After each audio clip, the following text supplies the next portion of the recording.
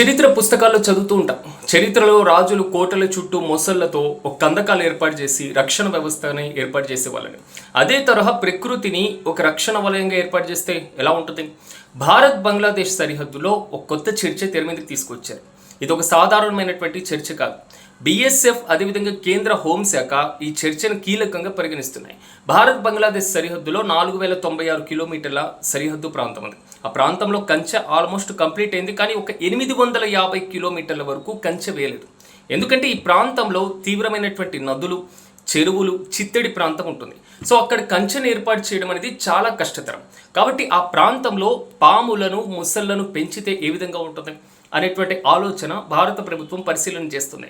బంగ్లాదేశ్ నుంచి భారతదేశంలోకి చొరబాట్లుదారులు వేగంగా వస్తున్నారు. సో ఆ దేశం నుంచి ఈ దేశంలోకి వలస రావడం, అక్రమ వలసలను కట్టడి చేసేందుకు కేంద్ర ప్రభుత్వం ఈ ఆలోచన చేస్తున్నట్లుగా తెలుస్తుంది.